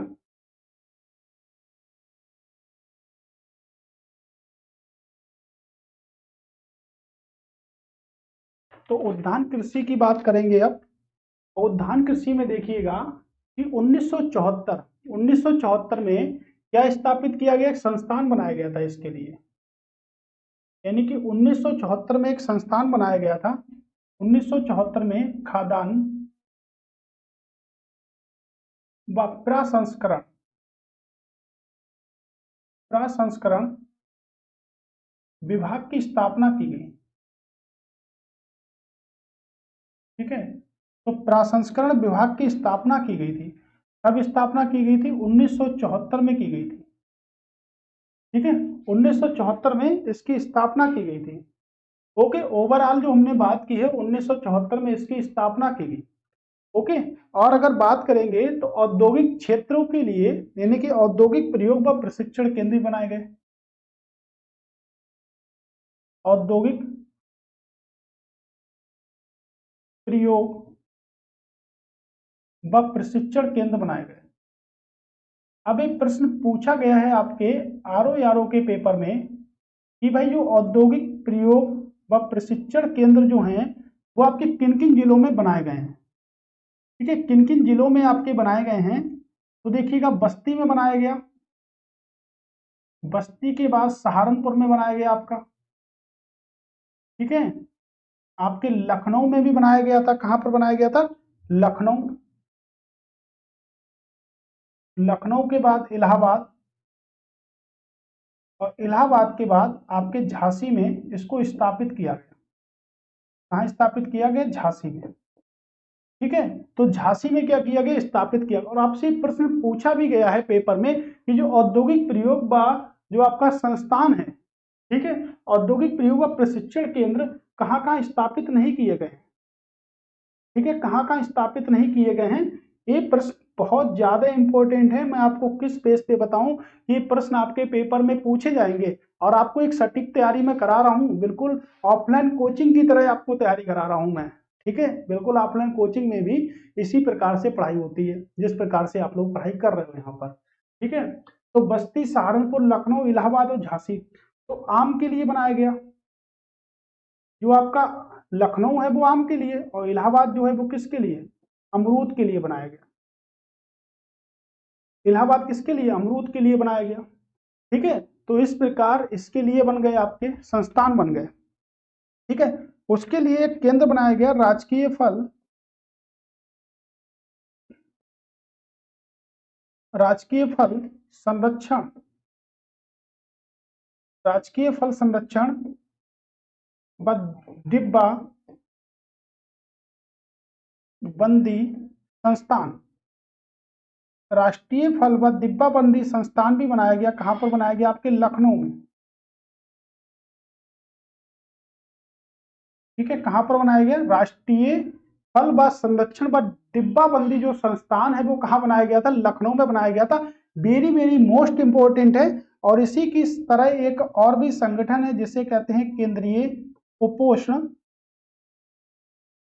कुपोषण बागवानी केंद्रीय उपोषण बागवानी संस्थान। तो केंद्रीय उपोषण जो बागवानी संस्थान है वो भी आपके कहां पर है? तो वो भी आपके लखनऊ में। तो ये दो संस्थान वेरी वेरी मोस्ट इंपोर्टेंट हैं। ये दो संस्थान जो आपने यहां से देखे हैं ना, ये आपके पेपर में कई बार पूछे गए हैं। ठीक है, कई बार इन प्रश्नों को पूछा गया है आपके पेपरों में। ठीक है, तो कई बार इन प्रश्नों को पूछा गया है, बिल्कुल भी इग्नोर नहीं करना है इनको। अगर इनको इग्नोर कर दिए तो भाई बुरा मान जाएगी आपकी आरओ, है ना। तो आरओ जो पेपर है ना, बुरा मान जाएगा आपका। ठीक है, तो आपको इन प्रश्नों को इग्नोर नहीं करना है। अगर इन प्रश्नों को आप इग्नोर करते हो ना तो बात भी अच्छी नहीं रहेगी आपके लिए। और एक वेरी वेरी मोस्ट इंपोर्टेंट प्रश्न है आपके लिए। ठीक है, ओके। तो इन प्रश्नों पे देखिएगा और नजर डालिएगा कि भाई जो उद्यान कृषि संस्थान है ना, 1974 में स्थापित किया गया था और इसके लिए 5 संगठन बनाए गए थे। बस्ती, सहारनपुर, लखनऊ, इलाहाबाद और झांसी में। ये आम के लिए प्रसिद्ध है, ये अमरूद के लिए प्रसिद्ध है, आम और अमरूद के लिए प्रसिद्ध है। इस प्रकार मैंने आपको जो संगठन बताया, इसी में से आपका एक पेपर में भी आने वाला है 100%। यही आपके पेपर में दोनों के दोनों संस्थान कहां पर हैं? आपके लखनऊ में है। ठीक है, कहां पर है दोनों के दोनों संस्थान? तो दोनों के दोनों संस्थान आपके लखनऊ में। तो ये भी हमारा क्लियर हो गया। ठीक है, अब हेडिंग डालेंगे हम फलोत्पादन। क्या हेडिंग डालेंगे? फलोत्पादन। ठीक है, फलोत्पादन। ये पॉइंट इंपॉर्टेंट, बिल्कुल प्रश्न पूछा जाएगा कि भाई जो फलोत्पादन है वो कहां कहां से सबसे ज्यादा होता है। तो देखिएगा, पहला पॉइंट लिखिएगा, आम प्रदेश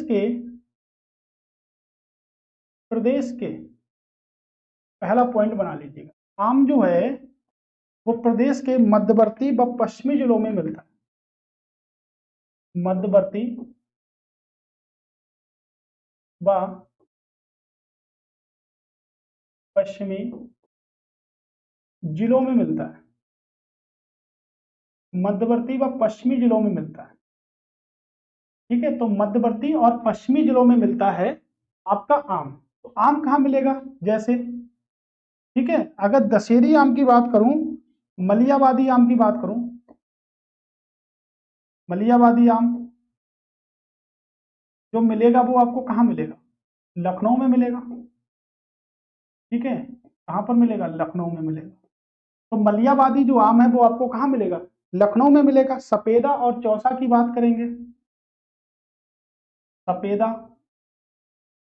व चौसा की अगर बात करेंगे तो ये उत्तर प्रदेश के सहारनपुर में मिलेगा।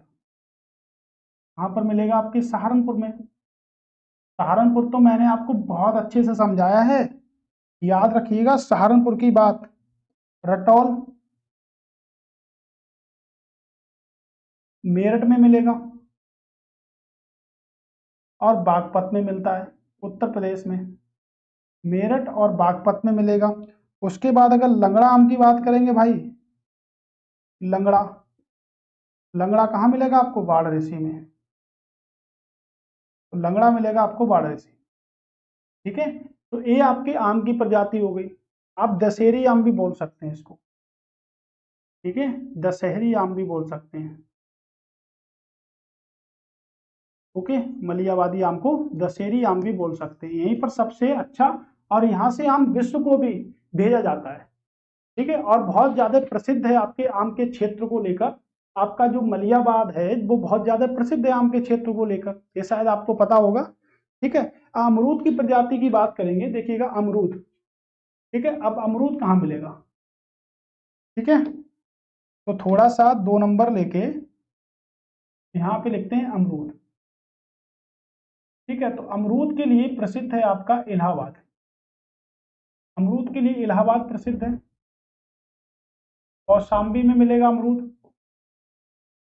ठीक है, इलाहाबाद के साइड में ही आपका कौशाम्बी है।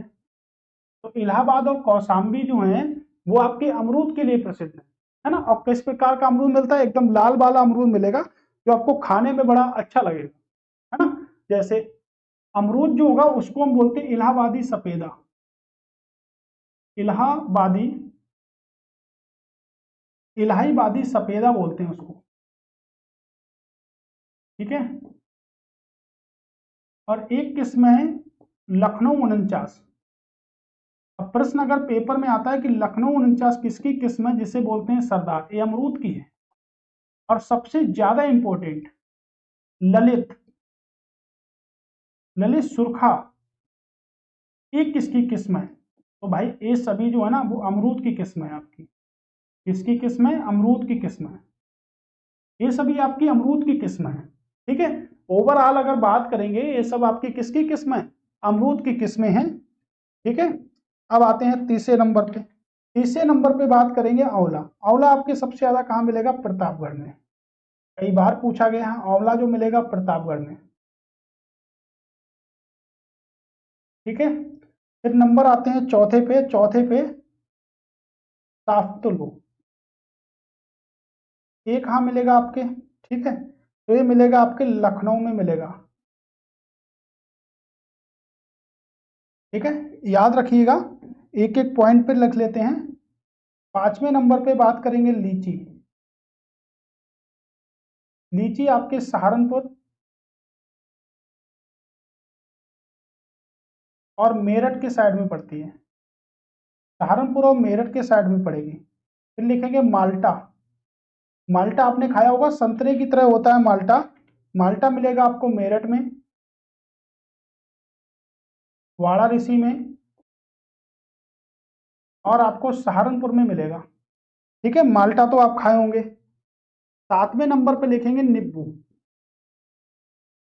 नींबू साइट्रिक एसिड होता है, बुंदेलखंड क्षेत्रों में मिलेगा आपको।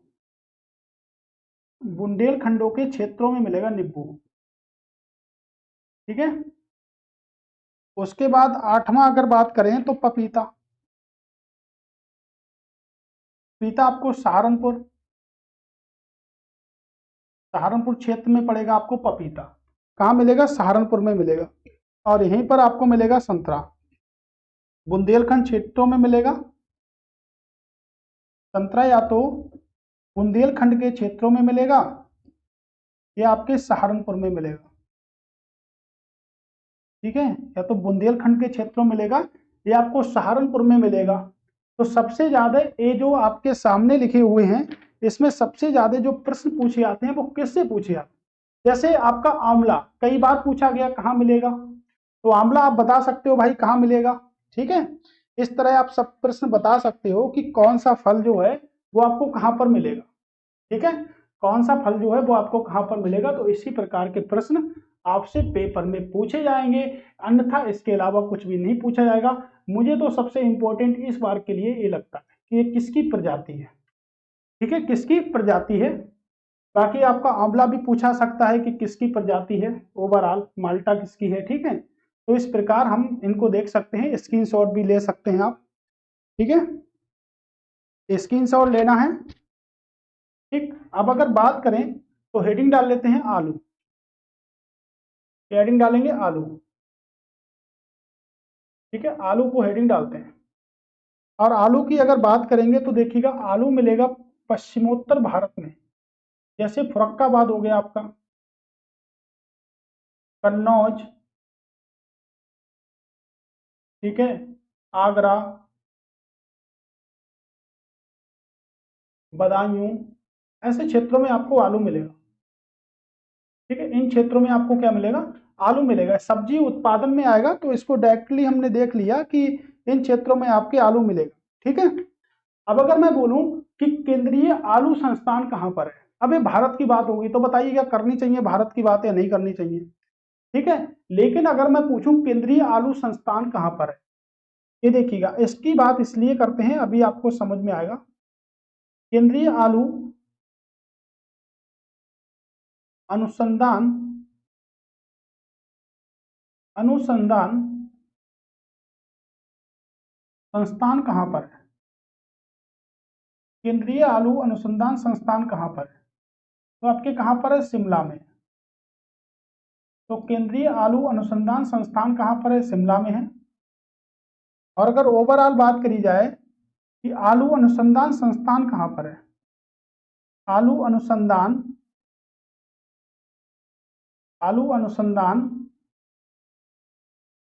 संस्थान कहाँ पर है? आलू अनुसंधान संस्थान जो है वो आपके बाबूगढ़, कहाँ पर है? बाबूगढ़।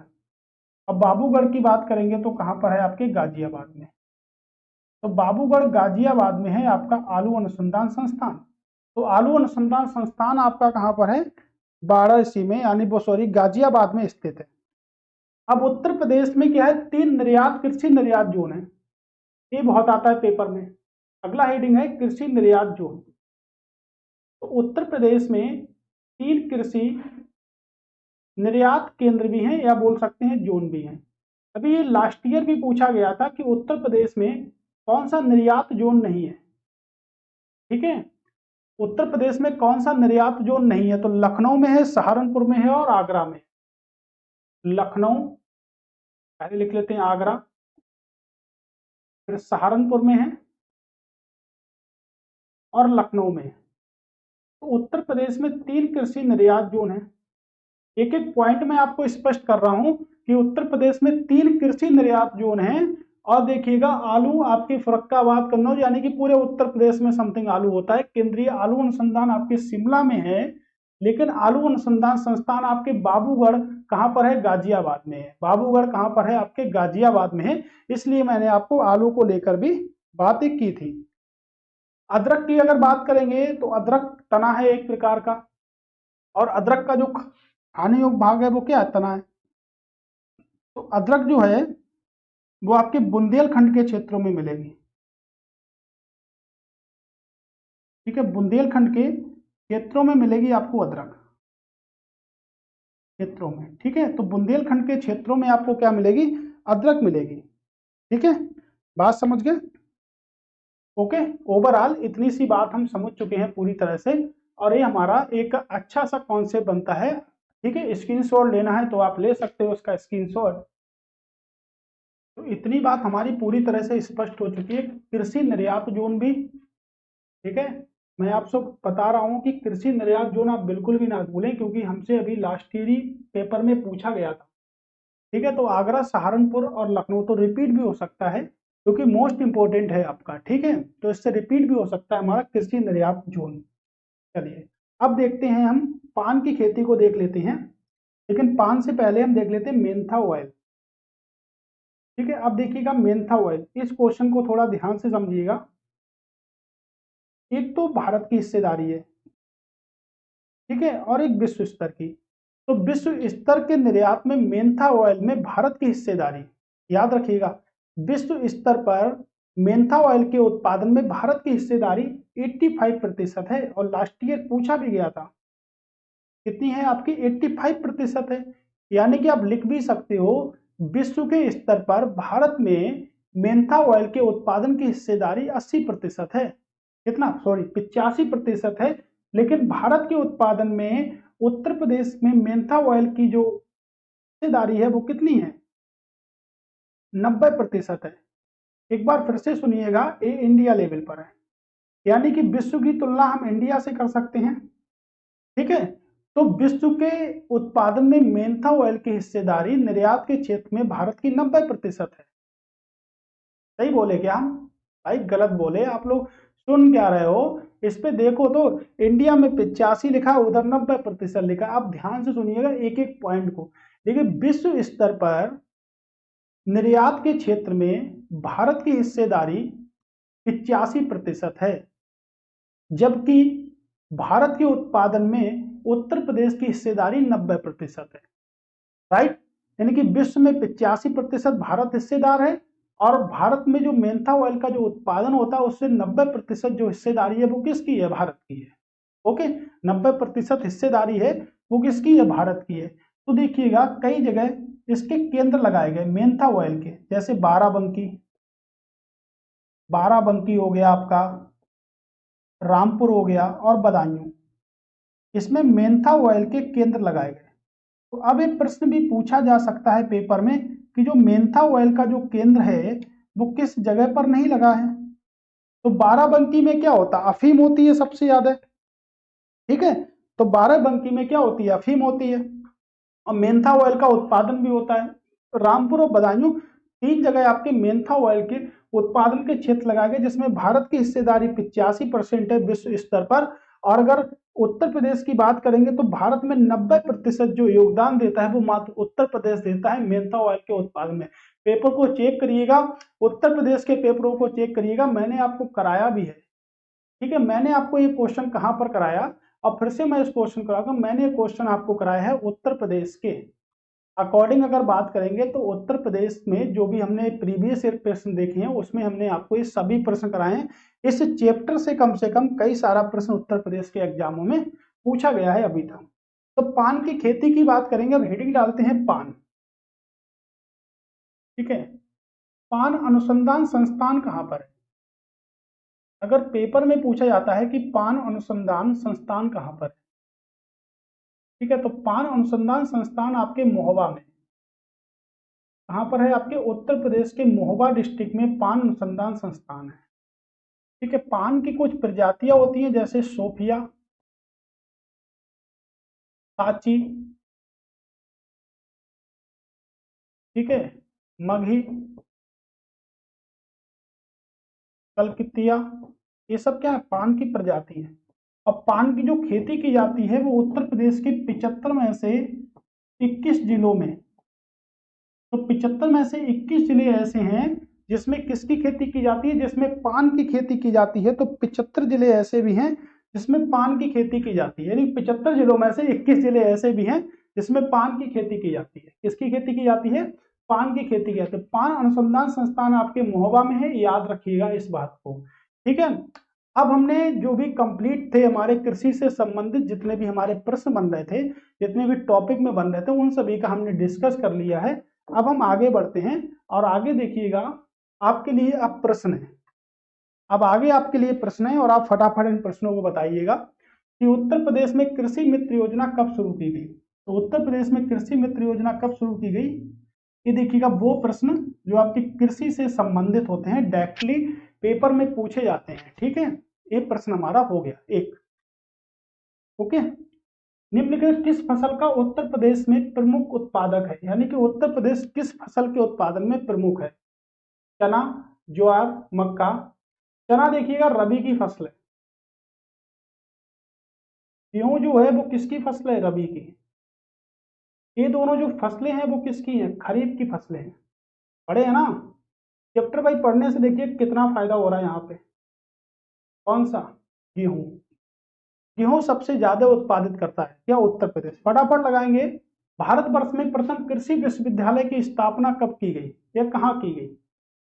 तो कृषि विश्वविद्यालय की स्थापना 17 नवंबर 1960 को की गई थी। 17 नवंबर 1960 को की गई थी और कहां पर की गई थी, पंतनगर में। पहले जब की गई थी तो ये उत्तर प्रदेश का पार्ट था, किसका पार्ट था, उत्तर प्रदेश का। लेकिन अब ये पार्ट किसका बन गया, ये अब उत्तराखंड का पार्ट बन गया। और इसकी जब स्थापना की गई थी तो प्रधानमंत्री कौन थे, जवाहरलाल नेहरू, ठीक है। तो प्रधानमंत्री जवाहरलाल नेहरू ने इसकी स्थापना की थी, किसकी स्थापना की थी, पंतनगर की, ठीक है। प्रदेश की प्रमुख फसल क्या है, तो प्रदेश की प्रमुख फसल क्या है, देखिएगा गेहूं है या गन्ना है या धान है या मक्का है। तो उत्तर प्रदेश की प्रमुख फसल क्या है, तो उत्तर प्रदेश की प्रमुख जो फसल है वो आपके गेहूं है। क्या है, उत्तर प्रदेश में सबसे ज्यादा बोई जाने वाली फसल है गेहूं, ठीक है। गेहूं, चलिए बताइएगा उत्तर प्रदेश में गेहूं कहाँ मिलेगा। तो गेहूं का सबसे ज्यादा उत्पादन कहां पर होता है उत्तर प्रदेश में, गोरखपुर में, ठीक है। गोरखपुर में उत्पादन होता है। किस नदी के किनारे है, राप्ती नदी के किनारे, राप्ती रिवर के किनारे है गोरखपुर, ठीक है। लाल मिट्टियां पाई जाती हैं, तो लाल मिट्टी कहां पाई जाएगी, आगरा मथुरा के क्षेत्र में, बिल्कुल गलत। एटा मैनपुरी के क्षेत्र में, बिल्कुल गलत। सीता बाराबंकी नहीं, सीतापुर बाराबंकी, बाराबंकी भाई मेरे अफीम मिलेगा, तो लाल नहीं मिलेगी। कहाँ? मिर्जापुर और झांसी, ये रक्त भूमि है ना। देखिएगा मूवी मिर्जापुर, है ना, वेब सीरीज मिर्जापुर, ठीक है ना। देखी तो सभी ने है एकदम, नहीं देखी है तो देखो जाके, है ना। उसमें सबसे अच्छा बताओ, अच्छा किसका किरदार उसमें लगता है, सबसे जबरदस्त लगता है गुड्डू का, है ना एकदम। उत्तर प्रदेश में कितने शाक्त जलवायु क्षेत्र हैं? लगातार मारो, 11। कृषि जलवायु क्षेत्र 9, शाक्त जलवायु कितने? 11। निम्नलिखित में से कौन सा फसल चक्र पूर्वी उत्तर प्रदेश के लिए उपयुक्त होता है? तो पूर्वी उत्तर प्रदेश के लिए सबसे ज्यादा, देखते आंसर लगाना है और कैसे लगाएंगे ये देखेंगे। तो सबसे ज्यादा धान, मक्का, गेहूं, मक्का आलू, गेहूं, मक्का तुरैया, होती नहीं, कपास, होती नहीं। ऑप्शन एक होगा या तो दो होगा, एक होगा, ठीक है। चलिए, प्रथम दुग्ध सहकारी समिति की स्थापना हुई थी, बताइएगा। एक क्वेश्चन आपके लिए, दुग्ध सहकारी समिति आप बताइएगा, अभी मैं आता हूँ, ठीक है। सहकारी समिति की स्थापना कहाँ पर हुई? प्रथम दुग्ध सहकारी समिति की जो स्थापना हुई वो कहाँ पर हुई, ठीक है। ठीक है, तो सहकारी समिति की स्थापना कहाँ पर हुई बताइएगा। 1938 में हुई थी, 1938 में हुई थी। वो कहाँ हुई थी? उत्तर प्रदेश की राजधानी कहाँ पर? लखनऊ में। उत्तर प्रदेश में विक्रय अधिशेष अधिकतम है, किसका विक्रय अधिशेष अधिकतम है? तो भाई विक्रय अधिशेष अधिकतम किसका होगा? गेहूं का, ठीक है। किसका होगा? गेहूं का। उत्तर प्रदेश में उगाई जाने वाली निम्न फसलों में से किसकी अवधि न्यूनतम है? तो किसकी अवधि न्यूनतम है? मूंग की, ठीक है। उत्तर प्रदेश अग्रणी उत्पादक है, किसका उत्पादन सबसे ज्यादा अग्रणी रूप में करता है? गेहूं, गन्ना, आलू का करता है, गेहूं, गन्ना और आलू का करता है। उत्तर प्रदेश के किनके उत्पादन प्रथम स्थान रखता है? किसके उत्पादन प्रथम स्थान रखता है? कितनी बार पूछेगा ये प्रश्न। गेहूं व गन्ना के उत्पादन में प्रथम स्थान रखता है। उत्तर प्रदेश में पान उत्पादन के लिए कौन सा जिला प्रसिद्ध है? अभी पढ़ा, महोबा है। अब इसको डिटेल में बताएं क्या? डिटेल में तो बता चुके ना, 21 जिलों में खेती होती है, महोबा होती है, सूफिया इसकी एक प्रजाति है। उत्तर प्रदेश किस उत्पादन का सबसे बड़ा उत्पादन है? तो उत्तर प्रदेश में सबसे ज्यादा उत्पादन किसका होता है? गन्ने का। प्रदेश में अभिनालका अपरदन से सबसे प्रभावित जिला कौन सा है? Very very important question. अभिनालका अपरदन से सबसे प्रभावित जिला जो है वो कौन सा है? इटावा। उत्तर प्रदेश में प्रथम दुग्ध सहकारी समिति, रिपीट हो गया, कहाँ? लखनऊ में। प्रदेश में वायु अपर्दन के लिए सर्वाधिक प्रभावित है, तो वायु अपर्दन के लिए सबसे ज्यादा, ये देखिएगा एक क्वेश्चन समझने वाला है। तो वायु अपर्दन से प्रभावित कहाँ होगा, ठीक है, बताइएगा। वायु अपर्दन से सबसे ज्यादा प्रभावित जो होगा पश्चिमी क्षेत्र होगा। क्या होगा? पश्चिमी क्षेत्र। निम्नलिखित में से किस फसल का सबसे बड़ा उत्पादक नहीं है? यानी कि उत्तर प्रदेश किस फसल का सबसे बड़ा उत्पादक नहीं है? चावल, पश्चिम बंगाल में मिलेगा। कहाँ मिलेगा? पश्चिम बंगाल में। इधर ही खड़ा होता हूँ, उस साइड से बार बार आना पड़ रहा है ना। भूमि संरक्षण के लिए निम्नलिखित में से क्या आवश्यक नहीं है? तो भूमि संरक्षण के लिए क्या आवश्यक नहीं है, ठीक है? मेड़बंदी करना, वृक्षारोपण करना, मेड़बंदी करना, जल निकासी का उचित प्रबंधन, पर्याप्त रासायनिक खाद का प्रयोग, ये आवश्यक नहीं है। पर्याप्त रासायनिक खाद का उपयोग जो है वो आवश्यक नहीं है, ठीक है। निम्नलिखित किस फसल के उत्पादन में उत्तर प्रदेश प्रथम स्थान पर नहीं है? कितनी बार पूछेगा, लेकिन अलग अलग वे में पूछा है, तो अलग अलग मैंने आपको वही प्रश्न बताए हैं जो पेपर में आए हुए हैं, ठीक है ना। उत्तर प्रदेश में कितने शाक्त जलवायु क्षेत्र हैं? 11। प्रदेश के कुल कितने पारिस्थितिक क्षेत्रों में विभाजित किया गया है? एक प्रश्न बता दो आप लोग, वेरी वेरी मोस्ट इंपोर्टेंट है। कितने पारिस्थितिक क्षेत्रों में विभाजित किया गया उत्तर प्रदेश को? कितने? 20 पारिस्थितिक क्षेत्रों में विभाजित है उत्तर प्रदेश। भारत के उत्तर प्रदेश अग्रणी उत्पादन है किसका? तो भारत में उत्तर प्रदेश अग्रणी उत्पादन है किसका? तो अग्रणी उत्पादन किसका होगा? भारत। अब बताइए किसका होगा, सबसे ज्यादा उत्पादन किसका होता है? ठीक है, अब इसमें तो आपने जो अभी तक पढ़ा है ना उसमें कुछ होता नहीं, तो दूध हम लगा सकते हैं, किसका होगा? दूध का होगा। ठीक है। प्रदेश की प्रमुख वाणिज्यिक फसल क्या है? तो प्रदेश की प्रमुख वाणिज्यिक फसल क्या होगी? जूट होगी, कपास होगी, गन्ना होगी या तिलहन होगी? क्या होगी? गन्ना होगी। सबसे पहली वाणिज्यिक फसल क्या होगी आपकी? गन्ना होगी। ठीक है। निम्नलिखित में से किस दलहन फसल का उत्तर प्रदेश में सर्वाधिक क्षेत्र है? तो किस दलहन फसल का उत्तर प्रदेश में सर्वाधिक क्षेत्र है? बताइएगा, किस दलहन फसल का उत्तर प्रदेश में सर्वाधिक क्षेत्र है?